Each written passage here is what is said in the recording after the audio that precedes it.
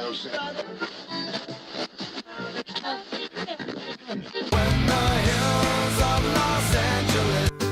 Angeles, I'm and most Hollywood nights.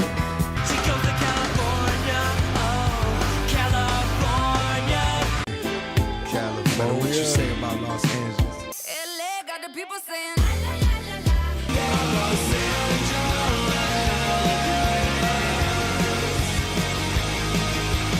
You're listening to Corner of the Galaxy on cornerofthegalaxy.com.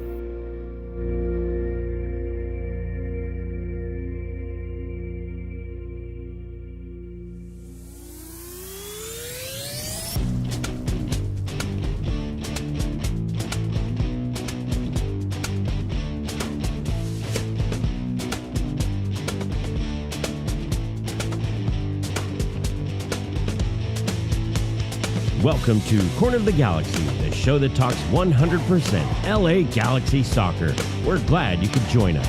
Now it's time to sit back and relax as your hosts navigate through the twisting, turning, but never boring world of your six-time MLS Cup champion, LA Galaxy.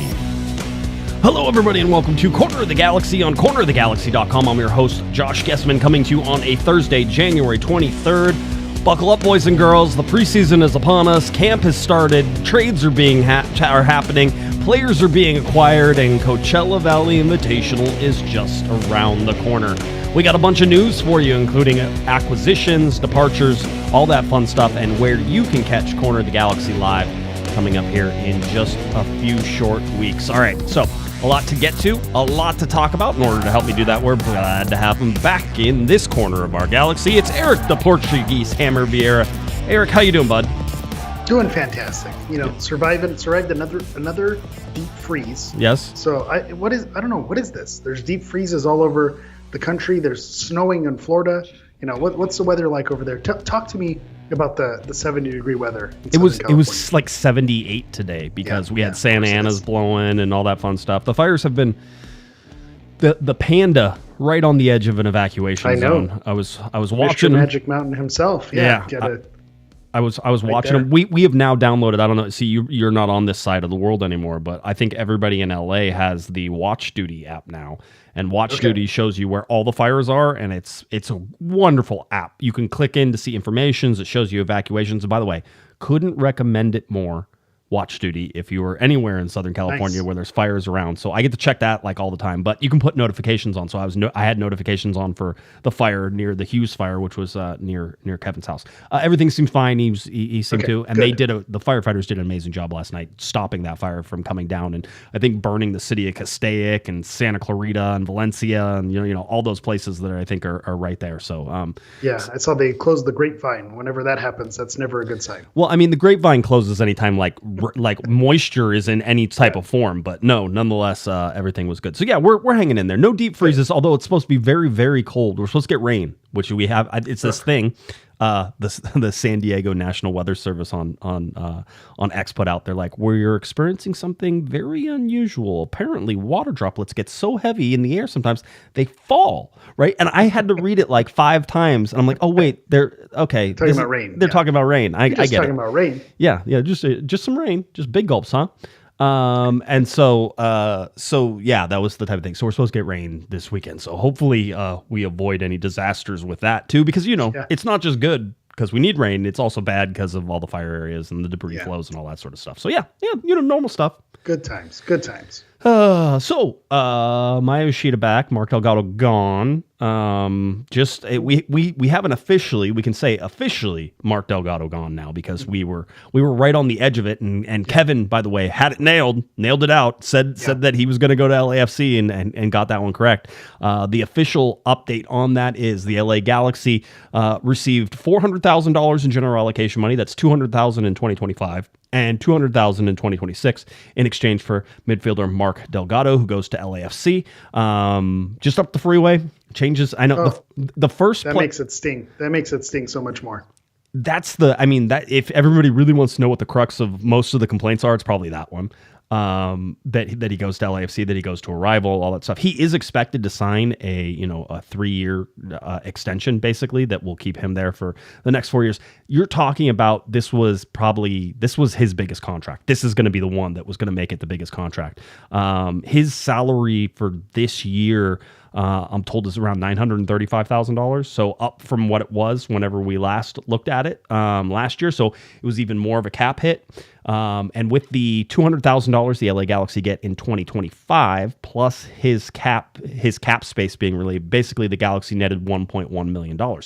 Important math, Eric, because if you're going to math the deal, you have to understand that that's what the LA Galaxy got relief from. And I would suggest, and this is just my opinion, that it seems like the LA Galaxy didn't want to sort of lock him into a long-term contract, or didn't have the ability to lock him into a long-term contract in terms of what they were trying to do on the field, right, and with the cap space. So you have to have the cap space in order to sign it. So that was sort of there.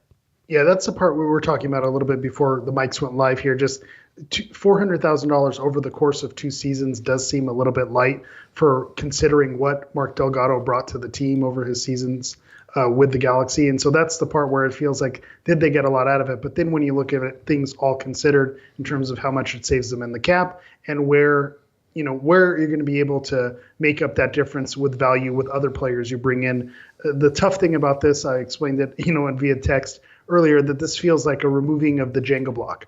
This could be something where the whole tower falls down because we talked about him wanting the contract extension and this being one of his, could be his biggest contract. He earned it. The way he played over the last couple seasons, he was absolutely, an integral part of the team. He was a heartbeat. I quote tweeted once the rumor started going around that he may be going. Something that I think summed up the Mark Delgado experience is we were upset that he didn't start a game that Marco Reus started in. So here you are, Marco Reus, with all the accolades that he has, and the fan base is upset, and rightfully so, that Mark Delgado didn't get the start because of how important he was to that midfield. So that goes to tell you, what his value was to this team. So to see him go across to a rival stings.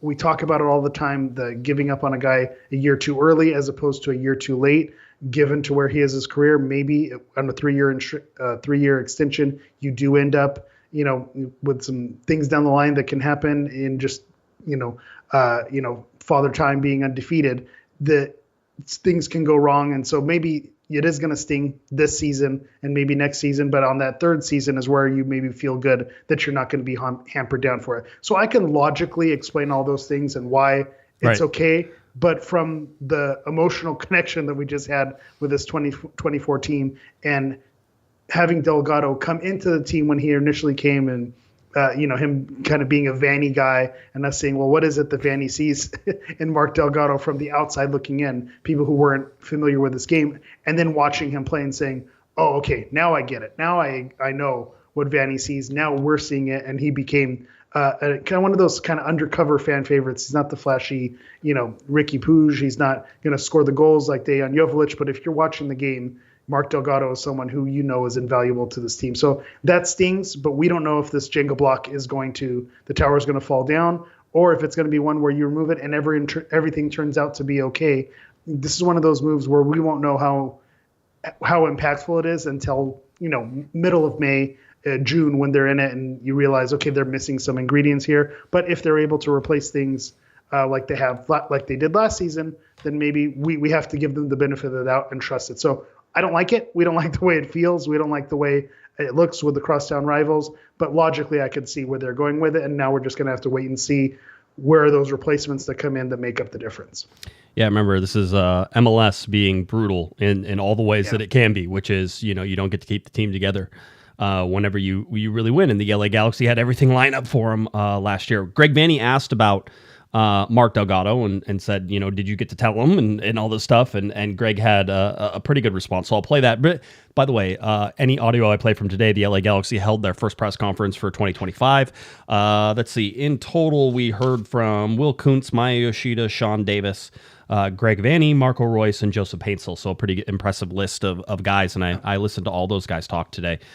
So really interesting insights. But Greg Vanny had this to say about Mark Delgado. I wasn't the one that told him, but it was, it was emotional. It's, Mark and I and some of our staff have been with Marky for the better part of 15 years, since he was probably 14 or 15 years old. So obviously our relationship, our familiarity, his understanding of what we do and all those kinds of things are, we have that history that we'll miss. I wish him personal success. His success stops there. I told him I'm glad he won. I'm glad he got his 2 championships with us, and that'll be it. But no, we'll miss him. Like I said, he was a guy who just plug and play, and he knew exactly what was expected of him, so we'll miss him. But I wish him personally well, obviously. So there it is. By the way, still doing construction at Dignity Health Sports Park. You could hear everything. Could hear it, yeah. Yeah, rocking and rolling through there. So that was sort of the interesting part about just Greg Vanney and obviously the emotional connection that he has with Mark Delgado and stuff like that. Some people are saying, the Galaxy didn't get enough. I think I did the math, and we sort of did it on Monday, but I'll do it again. Delgado on an expiring contract, so this is his last year of the contract. So if you were going to get... Now, the Galaxy could have not picked up his option, right? They could have said no, and then he could have been a free agent and gone sort of anywhere. But the Galaxy wanted to get something for that, and so what they ended up getting was the $400,000, $200 now, $200 next year, that will sort of help them. I think some people think that's a little light. I don't know. When the alternative is $0, then anything's better. But I will say, I don't know this for sure, but it certainly seems like there was some accommodations made for Mark Delgado. It was sort of talked about how he gets to stay in LA and with his family and that type of thing, and that was really important. And so the whole deal, I would not be surprised if he sort of said, "Hey, if I can't stay here, then can I see if maybe you go out to the other team, so I can keep my family where they're at and everything's sort of good there." So Will Kuntz talked about that today too. I'll just paraphrase what he said, but basically he said, "Yeah, whenever I was with the Yankees, there were certain teams you weren't allowed to deal with." He goes, "I knew the rules." He goes, "Here we're always going to do what's best for the club." And with the clearing the $1.1 million, he's basically said, it really helped us out, right? What we're doing. By the way, helped it out so much that, remember how I was very much like Dejan Joveljic ain't staying? I now fully believe that Dejan Joveljic isn't going anywhere. I think that they've moved enough. Yeah. Yeah, they're clearing all that Dejan money. I have this thought with dealing them to the rivals and maybe not getting as much as they could. Do you think that the Galaxy winning the championship maybe allows them to be a little bit more free to release this and give them their respect on these players? I think without winning the cup, maybe they're a little bit more hesitant to, wheel and deal and let these guys loose. But I think there's something about having won it, okay, and even Vanney hinted on it, okay, you won your championships with us, now we wish you success. Maybe that, shades it a little bit where, hey, it's not going to hurt as much because we're coming off a win, so we're feeling good about ourselves. So it makes it a little bit easier, maybe to plan for that. I don't know if that's a real thing or if that's just something from a fan or a fantasy perspective. I think that there's a little more we don't have to prove anything type thing, right? Like there's more confidence in that, and there should be. And as Will basically said, he goes, as long as ownership's okay with us dealing with them, then he goes, I'm just going to do what I think is best for the club. And so, I know lots of people freak out about this stuff, and I don't. I remember when Mike McGee got moved whenever Robbie Rogers came in. As much as I love Robbie Rogers, it's pretty hard to find because he was on fire. Now Mike McGee, you wanted him to stay. Pun intended. Yeah. MVP the next year, by the way, right? Because he got to play striker, and as he says, he goes, I probably could have been MVP more times. He goes, but Bruce would never play me as a striker, right? So, so no, there's those things. I have no problems with people being upset. This shows how deeply these players have touched. The part inside of you that loves the community and loves the team and loves all those things. And, I personally, there's always players. There's players on other teams right now that I still inside still root for, still pull, want nothing but success for them. Always and forever. Mark Delgado is one of those guys, just an outstanding young man. And so happy that I got to cover him. Happy that I got to see him win an MLS Cup. Guess what? I mean, we were sort of talking about this. Absolutely feels like one of those ones where he's going to have something to say about it. There's going to be a banger from the other side of the field. There is across town. You just know it's coming. There is. He's too. Brace yourselves now. He's too good for what he does. So really interesting. By the way, we got a goal up on our super chats. Trying to get 20 super chats going, and then if we do that, I will tell you what we can give away.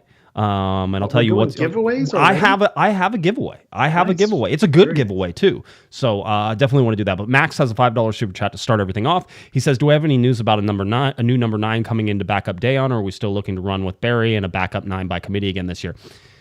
Being you have Paintsel, being you have Peck, being you have Fagundes, being you have, Dayon Jovalic, being you have Miguel Berry. I just named all the guys who can play that position, and we'll see. The one thing I don't know yet is it looks like there are 2 U22s that you can sort of say, okay, that makes some sense of who the Galaxy have, and one of them is Julian Aude.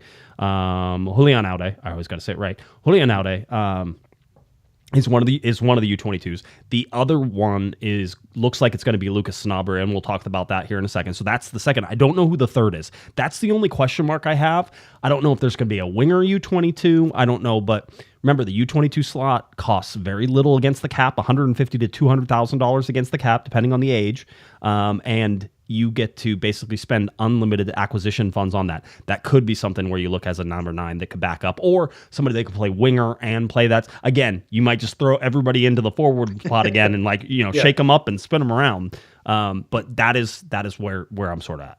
Yeah, it's interesting with that. Didn't we do this dance already last season? We were all waiting for the backup number 9. Can we trust Dejan Jovalic to do it again? Yes, you can. Yeah, and it turns out we can. And I think the only wrinkle again this season, and why it's fair to ask the question, is with Puig being out for a good chunk of the season, a lot of those goal contributions came from him as well. So while they were able to make up the difference with Paintsel and with Peck, and they're expected to kind of have those high expectations now with the double-digit goals, I think with Puig being taken away, you do think to yourself, do you try to get a number 9 who's more of a creator, or maybe someone who you can have a versatile situation where you play at a cam or at a wing, and bring them so they can back up Dejan if things go sideways, if there is an injury, or if someone comes knocking during the summer. You want to have those backup plans in place. I've always said it until I'm blue in the face. If you had that third U22 open, you basically look for Dejan Jovalic 2.0. Yep. He's the one who you brought in. Let him ride the bench. Come in key moments, learn how the league works, and then by the time he's your full-time starter, he's able to set the league on fire and basically put yourself in a situation to score the game-winning goal in MLS Cup. So you go and you look for that type of guy. So I think if I were in charge, if I were Will Kuntz and I, had the apron in the kitchen, that's exactly the type of profile that I'd be looking to fit. So I think it's a fair question, even though Jovalic has proven that he can get it done as the number 9 last season. Yeah, it's a lot of the same, and I think that for the most part we've sort of been putting all the pieces together. Will Kuntz, by the way, talking today, did acknowledge interest in Lucas Sanabria, said that the deal was progressing and that he expected it to be done sooner rather than later. Whenever asked, is it this week or this month? And he goes, I certainly hope it's sooner rather than later. So looking at the timeline, I don't know if there's a wrinkle yet or not.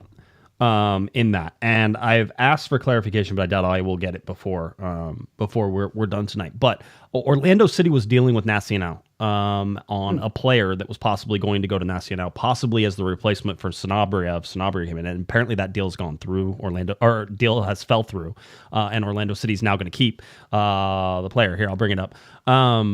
It's with Cesar Araujo, right? Okay. And so now it seems like Orlando's going to keep him until 12/31, which is, of course, at the end of next season, and he's going to stay with them. I don't know if that impacts things or not. You never know exactly where everything is at. Yeah. But I think that there was hope that the Sanabria deal would be done a little bit sooner. But Will said he's a Murphy's Law. He goes, anything that can go wrong will go wrong type thing, and he's a big believer in that. And so, I've often been told it's not done until it's done, and even then it's not done, right? So we were told this was close to being across the finish line, 2-3 weeks ago. Right. So again, that gives you a hint that, something is, not going perfectly or smoothly. I mean, obviously they can be very happy with the direction it's going, but it's not it's not done. So you can't say things there. I think that Orlando move could very much be maybe not something that squashes the deal, but maybe delays it where you need to slot things in. I'm always going to go back to, and Alex Ruiz is the guy for this, is Nacional putting him in the lineup or not putting him in the lineup? That's kind of where you're looking for it. So if, those games continue to go on and you're not seeing him in the lineup, then it's just a matter of time before it drops. He was pulled from a lineup, and now if you see him back in, then you maybe want to start to get worried if that's in danger of not going through. But with all that being said, by the time this comes out tomorrow, we'll probably have a 10 a.m. news blast that Lucas Sanabria has been signed by the Galaxy. So we'll see. Right. It's like, yeah. Oh, let's make it a little we don't know, and then tomorrow they announce it, right? No, we've been pretty good in trying to sort of keep some of that stuff, sort of level and in terms of where we're at and where things are progressing. Right now Sanabria is the Delgado replacement. People asking what that would be. Again, U22, low cap. You're looking at a guy who's going to come in, and because of the money they're expected to pay, this is a guy who should be playing. And if he's playing, then we'll sort of see how that is. I often go back to Tyler Boyd of last year, or Billy Sharp of last year, which was all this uprising. Yeah. Everybody's angry. And things worked out. I am way more skeptical where the LA Galaxy are right now than probably I should be. Just because you look at the lineup, you're like, I don't know how this is all going to fit together. We heard from Sean Davis today. A lot of people don't even remember that Sean Davis is on this team. Sean Davis spoke to, at first time as an LA Galaxy player, seems ecstatic to be on the LA Galaxy, said he's played against Greg Vanney teams. He knows what to expect. He goes, he has so much, respect and admiration for everything. Says he can play as a 6 or an 8. Greg said he would play more as a 6. And possibly in a double pivot with Cerrillo, which would be really fun. Greg Vanney also talking about without Ricky Puig, how, a lot of times they open up the middle a lot in order to let Ricky do Ricky things, right? So you have to open that space up. He goes, well, with Ricky's not doing Ricky things, we can close that space back up. Close it up, yep. You're looking at possibly Sean Davis and a Cerrillo in a double pivot with either a Royce or a Fagundes, sort of tied in there. And or apparently a Sanabria who can be versatile, who they're not necessarily banking on being the defensive piece. Thank you. We're being sold that he's doing more than that. I will say we were also sold on the fact that we didn't need a backup striker because players that were being brought in can spell at the striker position. And I don't think that was necessarily 100% true as well. So that's the part where I'm hesitant. You can say that Peck can, I forget what is it? Moonlight as a striker, Paintsil can go there, but that's not really true. That's not really their strength and their positioning. So I'm hesitant to say Sanabria. Everything that I've seen about him is that it's a defensive midfielder, and it's not as much as a box to box. But from what you're telling me and from what we're being kind of coached up, is that it is going to be not necessarily locked into that defensive piece. So we'll see if that ends up working itself out. But then if he's in that position, then that opens things up as well. And then when you think about the value that you get compared to what someone like Delgado was bringing, then it starts to make sense. So it hurts with the Delgado piece, but then when you look at the price tag that's coming for Sanabria and what he possibly can do, then it starts to click back into focus. Basically everything that they did last year where we were upset about it came back to, I don't know if came back to bite us is the right word, but the front office came back to be proven correctly. Right. So while I have the same feelings that I have last season, we now have more faith to say we have to trust that it's going to work out. And that's the scary part, because they have to trust that it works out too. And we don't know if that's going to be the case. And my final piece of that is the Sean Davis piece, where it feels like that was just a little bonus from the Guesman Brugman move. But I was thinking about this today. It's kind of like the John Nelson move, where he was acquired. He wasn't really, an all-star for that St. Louis team. Right. Same thing with Davis in Nashville. He wasn't someone who Nashville was incredibly upset to lose. Maybe not the same way that we're upset to lose Delgado, but coming with that new energy, coming to a team that won MLS Cup, he wasn't part of that. So while players who are here might not feel like they need to prove themselves, he does feel like he needs to live up to the billing. So maybe you do see a player like that who maybe the stats weren't there last season, they start to increase this season because he is playing with something to prove. Yeah, absolutely. And Davis at 31 knows this league, knows the league well, has played well. New York Red Bulls. Greg Vanney talked about how he said, Davis hasn't really gotten a chance to play on a team that holds the ball as much. He goes, so like he's going to have to learn what to do whenever we get the ball. He was with New York Red Bulls, and then with Nashville, they're more counter press and direct attack. So it's very quick whenever they get the ball. So he goes, we hold the ball, and Sean's going to have to sort of learn what to do with the ball too. And he goes, and I think he's excited to sort of take that role on. Very well spoken, very relaxed. Seems at home and couldn't stop saying nice things. He said called the LA Galaxy the biggest club in the league. He says with all the success, he goes, you feel the weight of that whenever you put the jersey on, that type of thing. And so again, saying all the right things, sort of acting all the right ways, which is always nice at 29, at 20, what did I say? 31 or 29? Let's see. Davis, it's 31. 31. Yeah. And so at 31 is a guy who could come in and do something. And the other thing is that on my roster sheet, we showed Davis at almost $1 million in terms of salary, but we know that Nashville is kicking in for that. So we don't know how much that is. I would suggest it could be as much as half, just because I think that there's value in that deal, and there's a reason. Old Kevin Cabral sweetened the pot deal. Right? It's like one of those types of things, because otherwise the cap hit would be similar to what you get with Delgado if you take the entire salary, right? So or Brugman, right? If you're replacing him directly for Brugman, the cap hit is roughly the same. Well, the cap hit's not the same. We know the Galaxy saved some money on that, and so we can look at that and say, okay, that makes some sense, and you can sort of see it. So excited to see Sean Davis. Seems like a great guy.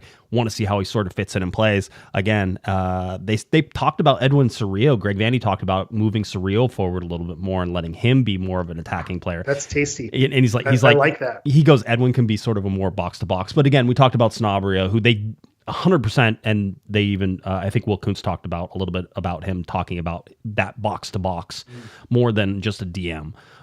So it's funny how some guys get pegged, and then I watched some highlights on Sanabria, and I was like, that dude seems box to box more than he's DM. Like he's moving, he's attacking, he's doing all the right things. Like you sort of see the ability to do that. So yeah, it's 100%. With Delgado, with Sean Davis now on the team, so you sort of put yourself in these situations. You say, okay, I sort of see what they're cooking here, but you're still waiting.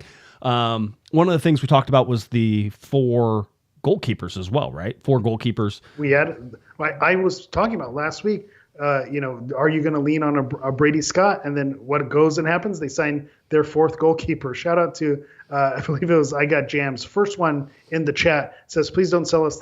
They signed another goalkeeper. So are we at 5 goalkeepers yet? We still at 4? What's the final goalkeeper count? Kuntz is going out there, and he's just going to sign all the goalkeepers, and then you're going to have to come to him to get a goalkeeper. That's what he's going to be like, what do you want? Right-handed, left-handed, right-footed, left-footed? He goes, how tall? Yeah, I got them all. And opens up his case and starts selling goalkeepers on the black market. It's interesting, Greg Vandy talking about just the goalkeepers and the roster, and he sort of said, you sort of have to wait till the dust settles a little bit. This is Greg Vandy, right? He knows going into preseason things are going to change. I mean, they already know the targets that they're looking at and sort of the ones that they're bringing in. They don't have everybody in yet. I still think that Gabriel Peck is waiting on visa to get back in. He was talking about Zonka waiting on a visa to get back in. Will Kuntz talked about Zonka and said, there were a lot of clubs who were actually interested in him and tried to get him into Major League Soccer, and the LA Galaxy are the ones finally able to sort of make that happen. So just in case, take it for what it is. I don't know if that's true, but Will says it. You can most of the time he's a straight shooter. Himself to be trustworthy. It is a little bit interesting with the players waiting on visas and getting back in. It's going to be interesting this season as well, just given things with people coming in and out of the country, how that's going to impact Major League Soccer. We talk about how it impacts just the country in general, but again, you forget that this is a domestic league, and sometimes those policies end up impacting league structures, and so that's just one of those things to keep an eye on. Let's put a pin in Maya Yoshida for a second here. We want to talk about Maya Yoshida. I also want to talk about some things before we get too far away. We're already in the middle of the show, but I don't want to get too far away because there are some things. One is, hey everybody, save the date. February 9th, 10 a.m., the LA Galaxy will play host to Charlotte at the Coachella Valley Invitational in Coachella. There will be a live Corner of the Galaxy right after that game. So you figure about 11:45 or so, we will do similar to what we did last year. In fact, we think the same spot as last year. Right now, we're still working out the final details, but that's what's going on. You can buy your passes to the Coachella Valley Invitational at CoachellaValleyInvitational.com. Some of those VIP passes include food and drink for the entire day that you're there, and so all that fun stuff is sort of there. The very first day you can get passes for is February 5th. The LA Galaxy will play host to Austin FC at 11 a.m. Pacific time, so you can buy passes for that. Then we get into Saturday, February 8th. That's where the Galaxy won't be playing, but Austin and St. Louis and San Diego and New York City and San Jose and Red Bulls and Portland and Chicago will all be playing. You get to the two games that they're holding on Sunday, February 9th, because it is Super Bowl Sunday. Super Bowl will kick off later that day, but the LA Galaxy kick off at 10 a.m. Pacific time. Again, we expect that game to wrap up around 11:45, 11:50, and then we will start shortly after that. We are expecting that we will be joined, like last year, by a player, by a coach, and then right off the field. Right off the field. Press. Yeah, that's sweaty, right. out of breath. That's half the fun. All the fun. We got Diego Fagundez last year. We'll see who possibly we could get this year. And then there are games on Wednesday, February 12th, the LA Galaxy taking on Minnesota United at 11 a.m. You have the final game on Saturday, February 15th, and that is the LA Galaxy hosting the Chicago Fire there. And then if you stick around for the NWSL, there is Sunday, February 16th, where the NWSL will play. There are 3 games that day, and then there are 3 games on the second day on Saturday, February 22nd. So a lot going on for the Coachella Valley Invitational. We invite you to come on out and hang out. Kevin and I will be there for sure. We'll see who else will be out there, and I'm sure we'll grab and poke and prod and make sure we have all that fun information for you, but we will be out there. You know what I'm going to bring? I'm going to bring the Bino boards. I'm going to play, so we can play some Bino soccer. It's a fun time. Have we talked about Bino on the show? No free ads? Is that how I was hoping here? I was hoping that, Bino would be like, hey guys, I saw that you play Bino boards. And I already have 2. I don't think I need... Perfect. I have an LA Galaxy one, because obviously, of course I do. And then I got like a plain one, right? Just regular. But I love it because I can play it with my kids. It's like, if people don't know what Bino boards, it's like a tabletop soccer game that you flick the ball, but there are pegs that are in the middle. And depending on yellow and red cards, sometimes you can even remove some of those pegs, so life gets a little bit easier for yourself. If you have a young child like mine, 5, you're only supposed to hit it once. I give him 2 shots. I have yet to beat him. I have yet to beat him with 2 shots. He will kick my butt every time. He's like passing it to himself and like putting it in perfect. I'm like, he's like, you gave me 2 shots, right? That's the only thing that's missing. I describe it as bumper pool meets foosball meets Subateo. If you've ever seen that, do you remember Subateo? That's the old heads are going to remember that one. But there was these little, soccer figurines that were on this disc, and you'd flick the ball. Oh, with okay. it. So I've seen that. Yep. Yeah. Same idea with that. So it's always a fun time to play that. And like you said, it's friendly for all ages. So if you have the boards there at Coachella, you have a live show, you have everything going. I get so much FOMO this time of year, because just this time of year, February, and with my work and my wife's work schedule, it never works out where I can make it out to Coachella. There's going to be one year where the stars align. Unfortunately, this year is not the year where it's going to work itself out, but there's going to be one year where the stars align and I'm able to get out to Coachella, because it just seems like every year they knock it out of the park, and it gets bigger and bigger and a better situation, especially with the NWSL teams and how many days they drag it out, or drag it out isn't the right word, but then the amount of teams that they're able to get there, it really looks like an incredible event. And I want to be there for the COG live shows. I thrive at the COG live show, so I'm bummed to miss it out. That's really your best time there. Feel the Burn, by the way, says $2 super chat, pleading with the club to start posting to Blue Sky. I do post on Blue Sky. I try to do as much as I can. Eric, I think you might be on Blue Sky as well, right? I'm on Blue Sky. Again, I was saving this kind of towards the end, and I don't know if it's too much of a sidetrack, but I am going to make a more conscious effort to try to focus on Blue Sky and Threads and Instagram, just kind of seeing, X probably isn't the place that it was when it once started. It's not as fun. It's not what it used to be. So I'm going to look for other avenues. Blue Sky seems to be the closest to kind of replicate. It's a little bit sad for me, just because that's the, Twitter, X, whatever you want to call it. That's a place where I feel like I've got to know so many people and built a community with the LA Galaxy fans, and just, that was such a special place. So to see it not be as fun as a place Right. like it used to be. I'm just looking to replicate that elsewhere. So shout out to who was that in the chat? It's Feel the Berm for wanting Blue Sky. Find me there. Same at on Blue Sky. Yep. It's only fun if the community joins us. So Right. again, I'll encourage you to join it, and let's start a little new tent over there. We'll do our best to continue. I've started hitting all of them because I don't know where it's all gonna. I hit them all. Yeah, there's gonna be one that sticks. We don't know what it is yet. Yeah. One of them's gonna stick. One of them's going to say, Scott, $5 super chat. I'm hesitant coming into 2025 till the team proves themselves. Great show, Josh and Eric. Hey, Scott, it feels like last year all over again. I don't believe this team. We'll see. We'll see where it goes. Next thing you know, you're hoisting up the cup. Yeah, 100. Yeah, you never. Maybe again. Repeat. Do it again. Run it back. Will Kuntz asked, "What is the goals for this year?" And he said, "To run it back." That was it. Run it back. And then people were like, "What does that mean?" Somebody's like, "What does that mean?" I'm like, "That means to win it again." Read the room well. Read the room. Win it again. Win it again. Do it again. Everybody understands that that's going to be much more difficult. Increase Campeones Cup, CONCACAF Champions Cup. You have any of the other tournaments, perhaps Leagues Cup in there, and then I don't know if U.S. Open Cup and how they're going to play that, but there's a whole bunch of extra tournaments. Joseph Painsel says it doesn't matter where we play or what we do. I'm just going to do the same thing. Even asking if he needed to adjust his game, and knowing that people are going to sort of know it, he goes, "No, I'll just keep running in behind him." The dude is so fast. He knows. He's not wrong. Keep going. It's just one of those fun things. All right. Another thing I wanted to highlight, if you know at Grainy Mayo on X, if you know Bruce, Bruce is a talented photographer. He is putting together a photography book, an LA Galaxy photography book. I have seen some of the pictures. In fact, I will share some of the pictures with you. But I want to let you know this book is $60.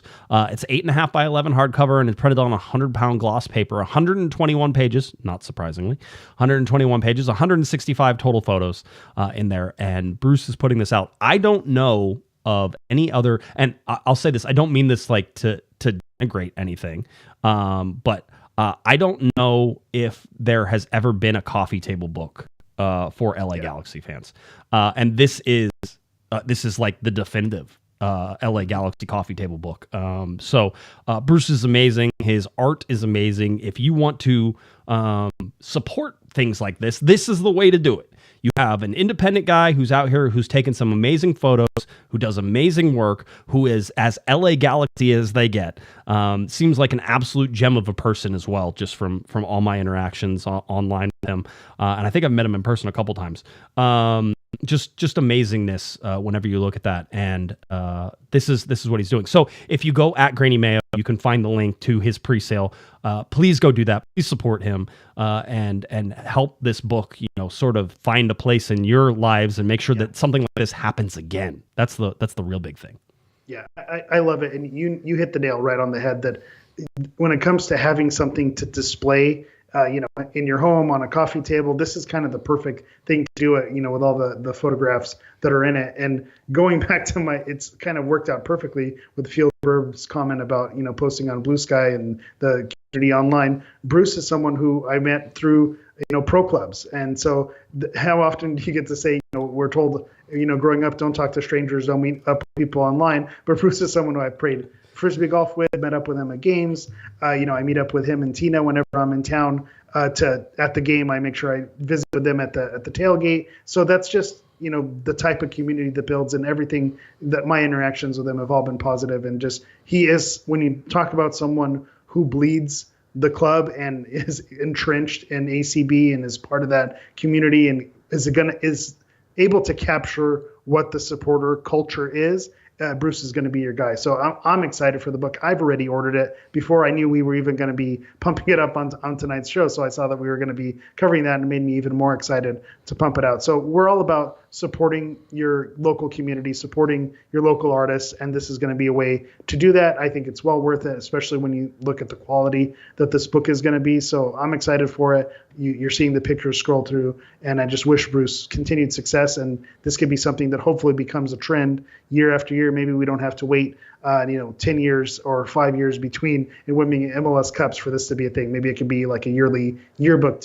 type of thing. I'm a fan of a yearbook. Everybody's a fan of that yearbook. And so, yeah, go out and support Bruce. I support this project 100%. So do what you can when you can. I will try to find the link to the presale and put it into this show. So that way you can find it in the show notes. So make sure you check on that. All right. We said put a pin in Maya Yoshida. Let's bring it back.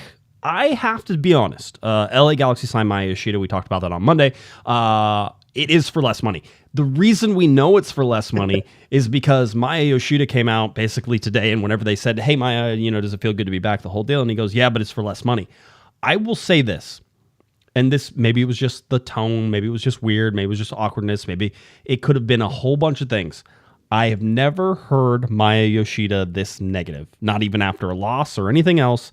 I have never heard him be decidedly negative about a bunch of things, right? And he said, yeah, for less money. But he said, no, obviously I'm glad to be back. My family is happy here. He goes, well, at least they were until Trump got elected and took over, right? That type of thing. So again, he was like, we don't know about the situation there and what it means for visas and stuff. But for whatever reason, he feels like that was something that is possibly going to negatively impact him. Again, fair for him to have whatever opinion he has. But I also think he talks about, the players not being settled. He talks about things just sort of moving around. I think, by the way, not shocking, not surprised, because I think everybody sort of alluded to this, is he says, is that I think that some guys are upset that Gaston Brugman's gone. I think some guys are upset that that Mark Delgado is gone. These are two very important pieces in the midfield, and they're gone. And he's like, we're out here trying to. If you look at Maya Yoshida, what he's the captain. He's supposed to be putting a team. He wants a team together that wins. He wants to do this, and I have to feel that some of them's like, great, so we have to start over again, right? Yeah, like we just broke did up the this. band. Yeah, 100%. Yeah, that's what I was saying. I think he was coming in kind of like a heartbroken.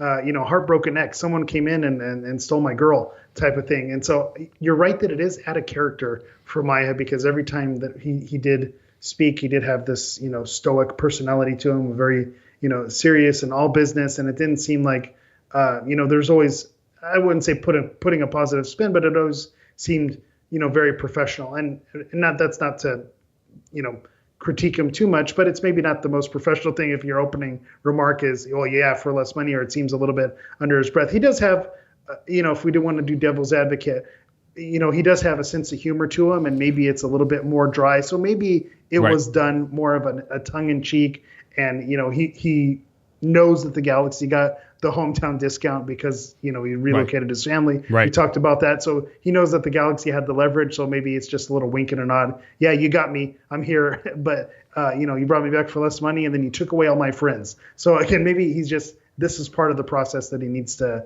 grieve and go through those emotions. It was asked, were there any discussions from elsewhere before signing back? Any other options? Maya Yoshida said, of course, but how? What was considered all the other possibilities, not just these 2 years, but also the longer term as well. And also, family is very happy to be here, but now everything changed after Trump, so I don't know. We'll see. He goes, the team just sort of fitting in as well, right? Like just everything sort of coming. Again, it feels like a confluence of sort of like, hey, man, I'm too old for this stuff, right? This is it's one of those almost. He is in the Danny Glover. If you were to cast, characters, he'd fit in that role for this team for sure. Yeah, 100%. So, no, it's one of those really interesting things that just to hear Maya sort of talk about it again. He asked about Zonka and stuff like that. Okay. He was asked about that, and he said, I don't know, he hasn't met him yet. And he goes, when's he coming in? Visa. He's got a visa, right? That type of thing. So again, it was Maya. I implore you to go back and listen to the interview a little bit, just that way you can sort of see what that tone is, because that's a very different tone than I think I've ever sort of seen from Maya Yoshida. It's just a note. It's probably not a very good note. Maybe he was tired because they've been running 2-a-days, I think, this week too. So I'm sure the beep test was in full effect there too. Right, 100%. So it's one of those sort of different things to look at. So that was Maya Yoshida there, sort of talking about that stuff. I'm trying to go through some of the other stuff. The other interesting part of this was we talked about Ricky Puig. We got to talk to Greg Vanney about Ricky Puig and sort of what the recovery was. If you saw the picture that was posted of Ricky Puig, they showed a picture of Ricky Puig with his left leg and his right leg, and the left leg has all these muscles. Muscles I didn't even know my leg had, and probably doesn't. You know what? My leg probably doesn't have those muscles. But you have this wonderful, left foot leg that's all toned, all set. Looks like a chiseled Adonis of a man, all sitting there. And then you see the right leg. His right leg looks a lot like my right leg, which is never a good sign for a professional athlete. It seems like it hasn't been in use for a little while. That's right, and that's basically what the case is. Obviously, the right leg does atrophy during the recovery process, and then just not only that, but you have to imagine he tore his ACL, and then immediately he has to stay off of it. Like, he's trying not to. Now, we saw him running, hobbling around for MLS Cup and all that sort of stuff, so I'm sure that hurt afterward. I'm sure he was icing things afterwards and that type of thing, but he got put in there, and so now you see this. This is why there's such a long recovery. Greg Vanney said, Scott French was talking to Greg Vanney today and said, when do you expect Ricky back? He goes, maybe the earliest July is what Scott said. And Greg was like, oh, July? He goes, man, I think that's fair, because in terms of recovery, there can be somebody coming back in July. He goes, but I don't know that I'm thinking of that. He goes, sure, best case scenario, July, like that type of thing. Maya Yoshida goes, I don't think we're going to see Ricky Puig back until October. Negative Nancy over here is sort of like, He really was not. Yeah. Who did something to his coffee that morning? He really was not on a good one. You don't want to mess with it. I don't mess with Maya. He may be on a revenge tour for this whole thing. He's like, hey, you pay me less money. This is what you get. I'm going to be angry all the time now. But we did expect that Maya Yoshida would make less money. We don't know how much less that is. I would say, if we're going to guess, between 550 and 600. That's my guess, just based off of it. We'll see if it's higher than that, but let's use that as a baseline, 550, 600, and see how close I get to everything there. So that was it. But Ricky Puig there. Now, Greg Vanney, Eric, also went over to Barcelona. And I think we knew that he went over there, but I think this is the first time that we actually got to hear from him. Paella with Ricky. That's what I'm hearing. He was hanging out. He was chilling with Ricky and his family, and Ricky's over there doing his stuff. Let me see. I'm going to try to get over to the actual transcript here. But he was over there. He spent some time there, and then he was able to sort of relay what it's like for Ricky and do those things. I mean, and I will say, while you pull that up, something that is promising is just to see that work is being done. I think sometimes when these injuries happen, complications happen, and players, there's a psychological aspect that comes along with it too. So just to see that he's out there, he's posting on Instagram or he's posting on TikTok as well. If you follow him there, he's posting that road to recovery. So while I think there is a scenario where he doesn't come back till October, maybe July is a best case scenario. If someone's going to do it, it is Ricky. He is someone who, he's still young. He's not further along in his career where this is something that's, going to set him back too far. This is, something that he should be able to overcome. And it's just a matter of getting through it and working through it. So just the fact that he's posting workouts and that it looks promising, I think that's a good thing that you're seeing that. Hey, I don't want to oversell it or be too hopeful and say he's going to come back early, but I think everything that we're seeing is a positive sign. Here's what Greg Vanney had to say about Ricky Puig. Yeah, I actually spent like 5 days in Barcelona in the off season. Spent a little time with him and his family. It was wonderful just seeing him in his environment and around his family. Amazing support system that he has there, and the work that he's doing.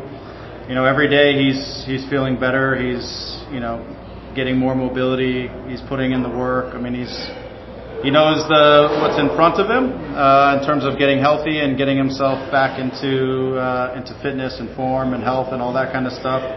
He's motivated and he's focused on that, and you can tell he's working hard on that side of things. We actually have one of our trainers is in Barcelona right now, just kind of working with him and also seeing and meeting with the people that he's working with, so that we are consistently communicating on his plan and helping him and providing him the support he needs to get better. So his mentality is just to keep putting in the work. He wants to come back fitter and stronger than ever and ready to pick up where he left off and keep moving forward. So, all right, there you go, a little Greg Vanney on Ricky Puig. So Yeah, I think it's interesting that they have a trainer there that's actually there working with Ricky and working with Ricky's guys. That way, everything is sort of everybody knows what's going on.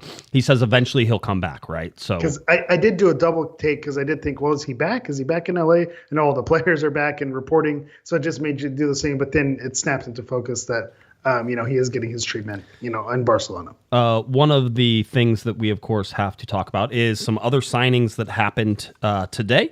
And also yesterday, and we can sort of talk a little bit about those, which is one, Eric Zavaleta. More goalkeepers. Yeah, I know. Eric Zavaleta back with the LA Galaxy. I will continue to say this for the amount of money that man makes, which is less money than I make. Less than Maya Yoshida, apparently. Yeah, also. Much less than Maya Yoshida. 100%.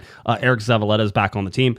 Great locker room guy, great sort of veteran that helps out the younger guys, especially with the center backs and everything that's going on there. Caceres was sort of that guy. You expect that that Eric Zavaleta is going to be that guy as well, right? And sort of pick that up. So I always love talking to Eric. He's a great guy in terms of everything, and so he'll be back. I know people just can't handle the fact that Eric Zavaleta is on this team, and for those people, get a life. He doesn't even, by the way, I would say he doesn't even count any money against the cap. He is a supplemental player on the roster, supplemental roster, making league minimum as a senior roster player. He can be on the supplemental roster, and the supplemental roster does not count against the cap. So you're literally, he's playing for free as far as LA Galaxy fans are concerned. And then somebody goes, more people worried about Eric Zavaleta and his money. Uncle Phil doesn't even care this much about his money, right? Like it's one of those. So yeah, I'll tell you this: he's good for a goal and he's good for a red card. So sit back and enjoy the show. As a CB, what I think Chris Tucker said, he's an elite CB7, right? Like, it's one of those. You're not going to find a better CB7. Can't do it. Gary, by the way, $2 super chat, Rad Pod, gentlemen. Rad is indeed. Are you Gary?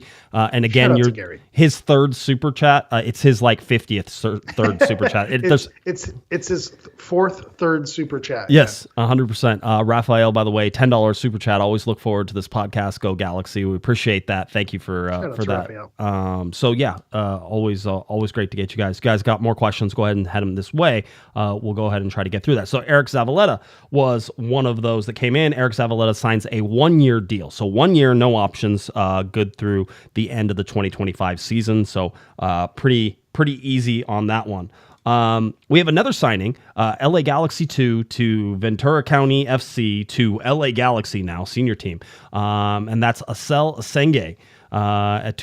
They signed him to a 2-year contract through the end of the 2026 MLS season with club option years through 2028. So that includes 2 club option years there for Asel. I've heard really good things. I can't tell you a whole bunch about him. Haven't seen him play a whole bunch. I believe a center back in terms of where he would play. Possibly could also be a defensive midfielder, but I believe that center back, defensive mid, somewhere in there is where you're going to find him. So a development piece. Maybe in terms of replacements for Jalen Neal.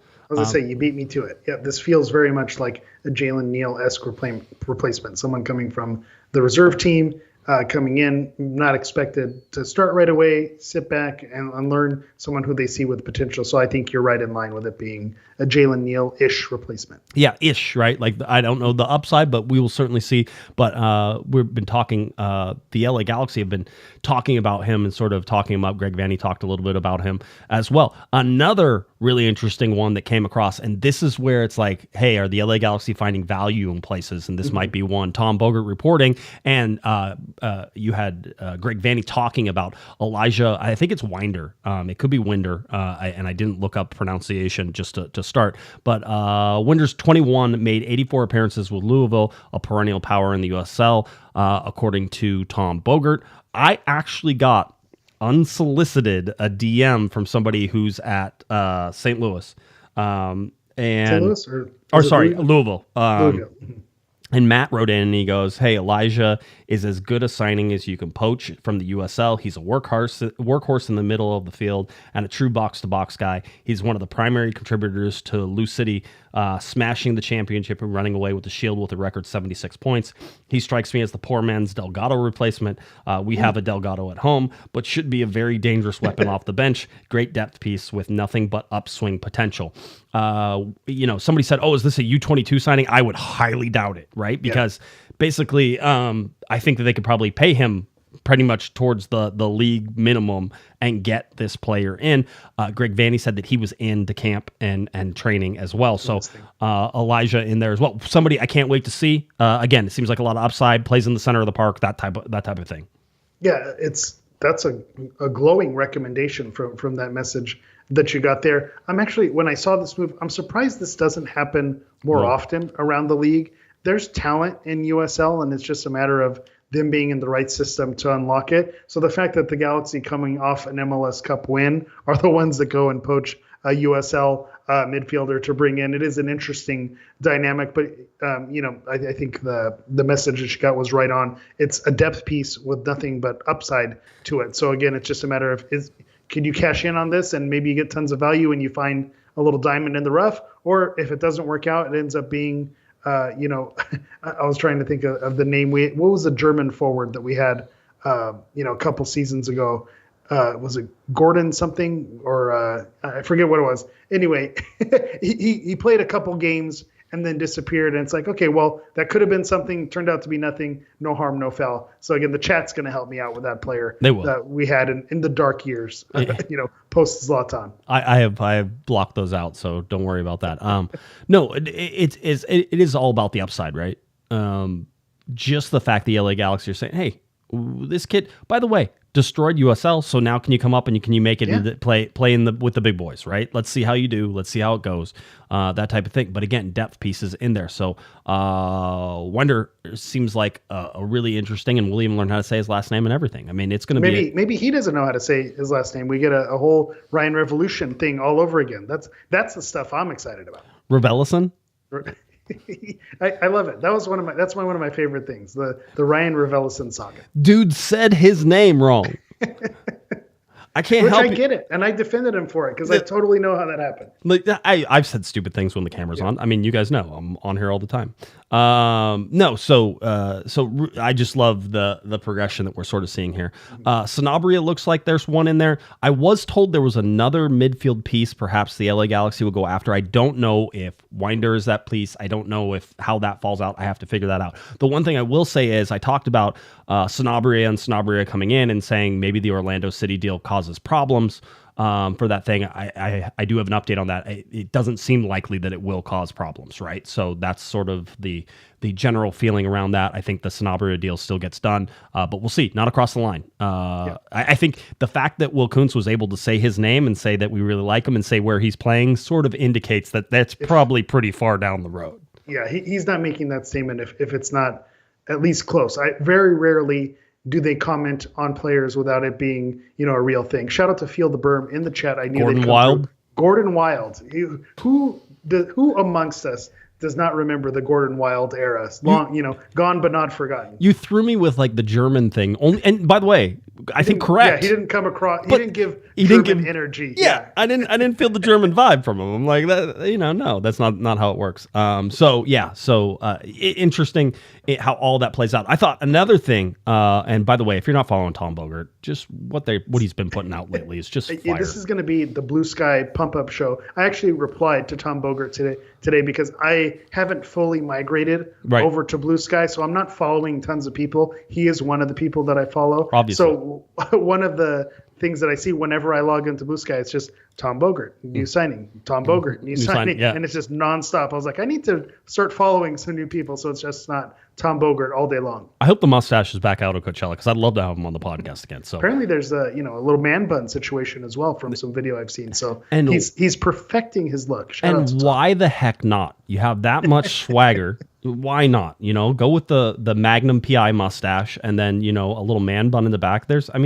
Tom Bogert's going to be voted sexiest MLS reporter, and he'll win by a mile because most of us are ugly as sin.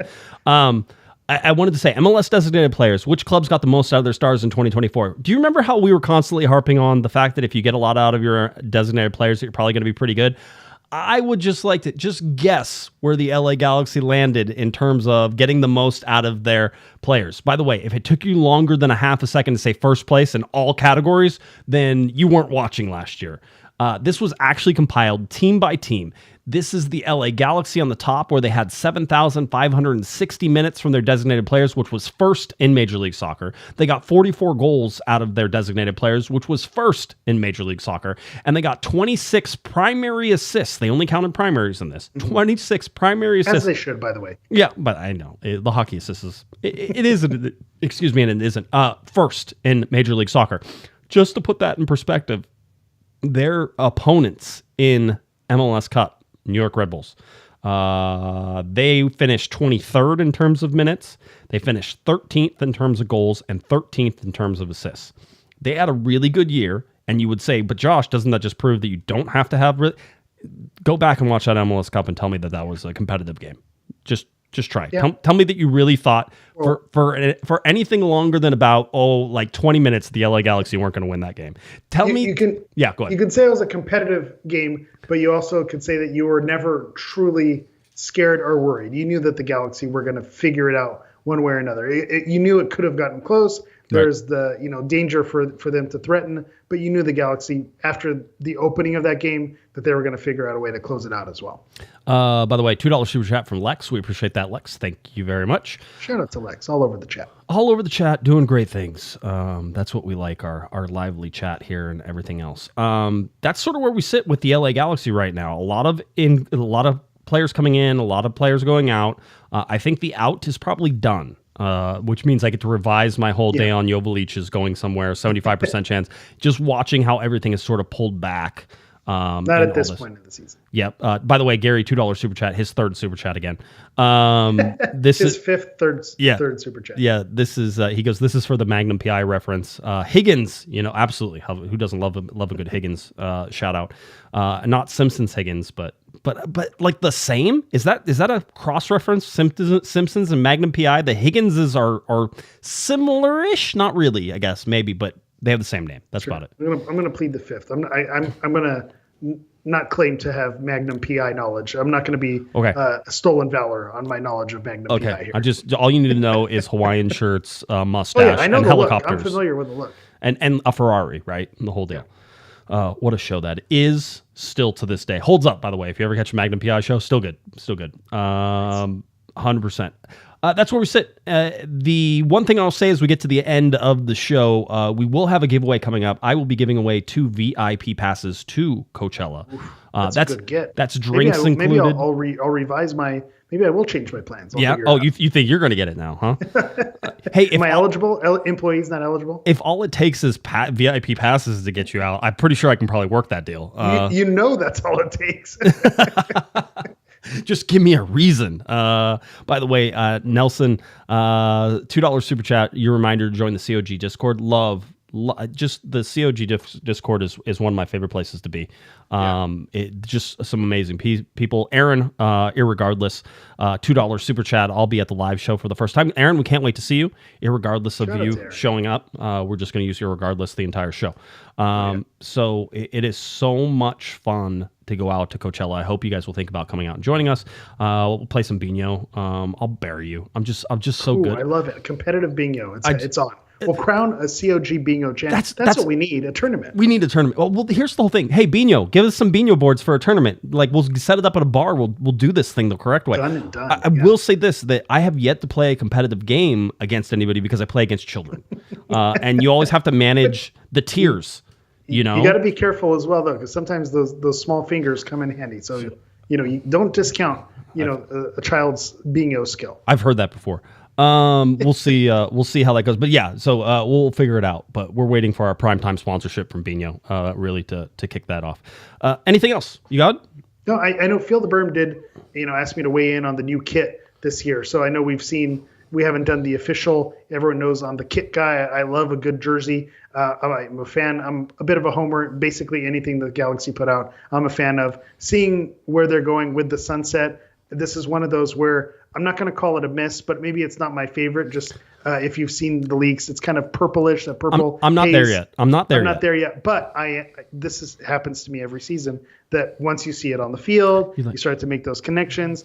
it is purplish, and then being a Lakers guy, make the connection to LA and the LA Lakers and the old school Kings. And once you see those colors, it might make me start to feel things. So, who knows? I'm not a fan of it right now, right? But that doesn't mean that I'm not going to be a fan of it. In 4 months, you're going to see me in the purple jersey, right here in the seat. It doesn't mean that your loins won't be stirred later, right? Yes. Sure. Of course, I think so. Lex, $2 super chat. MLS Cup at Absolution tomorrow from 5 to 7. I have that it's on graphics. tour. Yeah, it is. Today it was at Craftsman Brewing Company, Absolution Brewing Company on Friday, and then it's going to be at on January 25th, the Ontario Reign hockey game. I will say that perhaps we can get MLS Cup at our live show. Maybe we'll try to harangue that, right? Nice. And have a cup sitting there. That'll be a first. I've never done a podcast with a MLS Cup sitting on the table. What an upgrade from the wooden spoon sitting behind me in my microphone chair to now looking forward to having MLS Cup at the live show. Look at us. Look at us. How'd we get here? Who would have thought? Not me. All right. Why don't you tell people where they can find you? We'll get on out of here. All right. So it's the Blue Sky Show. You can find me at Hammer EV9 on Blue Sky, Threads, Instagram, at Hammer EV and the number 9. And all of your social media channels at Galaxy Podcast. That's where you can find us. Head on over to cornerofthegalaxy.com, on over to SoundCloud or Spotify or Apple iTunes or Google Play or any of those places that you can find us. You type in Corner of the Galaxy. You share it with your friends. You tell your friends and family you have heard the best podcast ever. It is not the Kelsey brothers. These two guys are much better looking, but much more poor.